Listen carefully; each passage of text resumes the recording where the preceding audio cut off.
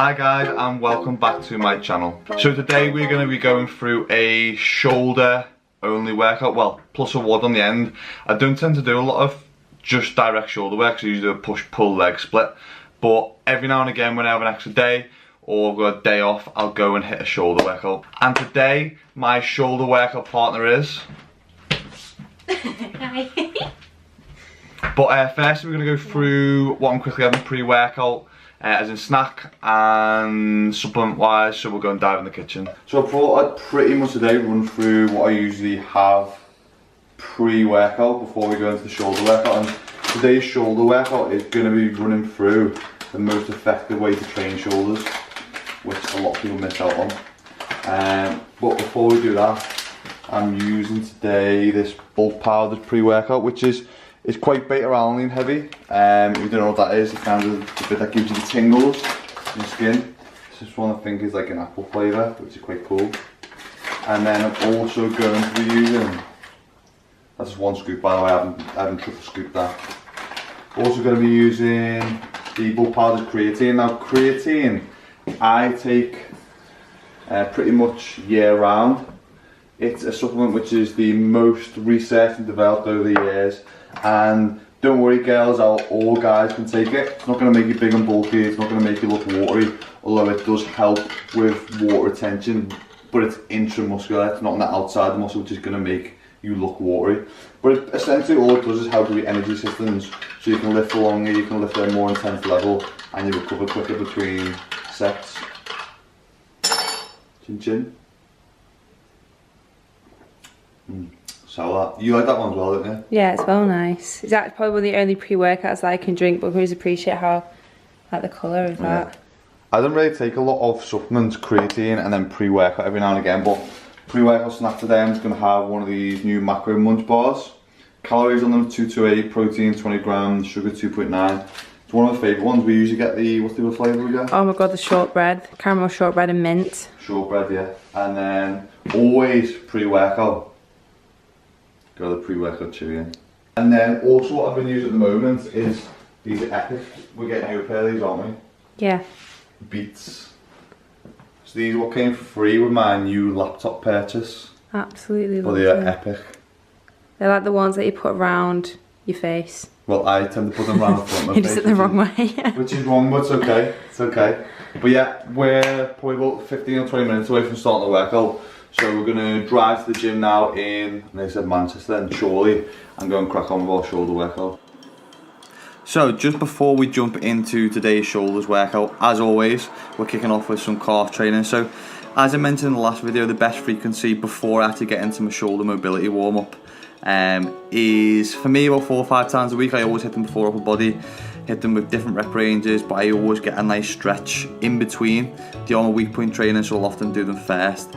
But as for me, I find it important to get that big stretch for the calf and then getting that squeeze as you go through. Just more so for when you are training, sometimes the calves become very tight and the fascia which surrounds the muscle group is going to become quite tight as well. So if you want to grow those calves, you need to be training. With the warm-up, I just want to quickly mention about static stretching. So this was a study that was done on running and when the runners perform static stretching before running. So there's actually no significant difference, as you can see from the graphs, on people's performance when they are completing static stretching before a workout. And it was actually found that when people were completing static stretching before warm-ups for any longer than sort of 45 or 60 seconds, they were hindering performance in the long run. So what I tend to do is more so band work, so more PNF stretching, so to speak. PNF stretching generally will include using a workout partner, but if you haven't got a workout partner to do so, bands is absolutely fine. But before we jump into the workout, the rotator cuff is made up of 4 small muscle groups. Really important we run over this quickly before I jump into the workout. And these 4 muscle groups are what support your shoulder. So make sure you are training the muscle groups that you can't see. It's not just all about aesthetics, it is about function as well. But with the delt training, we're going to be looking to hit the front, medial and rear deltoid today. All as important as each other. You don't want to be one of those guys who has cannonball front delts and then really lacks that rear delt where you get that rounded look, like Beauty and the Beast, I suppose. But I also go into a couple of warm sets, doing some front raises, side raises, and bent over rears first. Now, what we're going to be doing today is some pre-exhaustion work, and I always find pre-fatigue works really well if you start with a superset. They're quick, efficient time-wise, they offer lots of volume, so you're getting a lot of kind of forced blood flow and nutrients to the muscle group. So I've started here with an incline row for the rear delts, which I find works really well, and I jump straight into some rear delt raises. The reason why I plant my head on the bench is to act as like an anchor point, so especially if your head's as big as mine, it's going to help stabilize your body and not get too much movement and swinging through the rear delt. And if you can, just face those pinkies out and you get a bigger squeeze and a bigger pinch when it comes to hitting the rear delt. Straight into barbell individual lateral raises. I find with the barbell it means I have to stabilize the muscle group more because the barbell's kind of moving everywhere. Try it, it's a great alternative to a dumbbell. Also try leaning into the exercise as well, because you'll, as opposed to gravity kicking in when you get to the top of the movement, you get a lot more of the mind muscle connection as you're moving through. Also, good note to keep in mind is try and keep that pinky above the thumb every time you're raising the barbell up.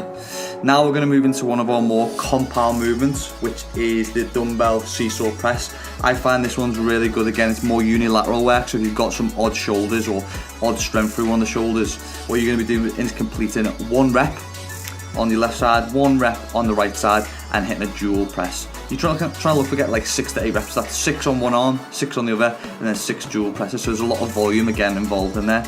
Now we're moving on to another side raise, so looking to hit that medial head again, the lateral head, and we're doing some face lying raises. So for me, again, this stop the swing. Stop when you get to about shoulder height. Anything more than that, you're going to be bringing traps into it. Make sure you are squeezing and pinning the scapula back, and then just bringing it up, and again bringing those pinkies up fair to make sure you're not hitting too much front delt or not too much of your traps, and kind of going into a shrug rather than a side raise. Again, once you finish that, we're going to be moving into our very last shoulder exercise, and that is going to be a compound. So doing this from the floor really helps bring the core into it. It's going to help you focus a lot more on the mind muscle connection, and I just find it's a lot better and more functional way of hitting a pressure movement as opposed to sitting on a bench all day long.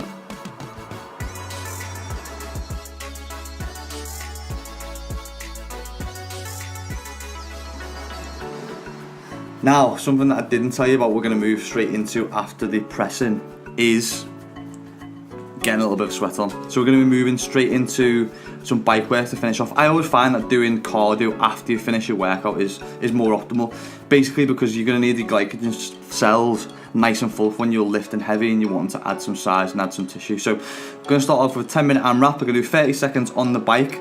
Try and keep it about 60 to 70% of your kind of maximal output. You don't want to be going health level on this because you are going to be going back and forth.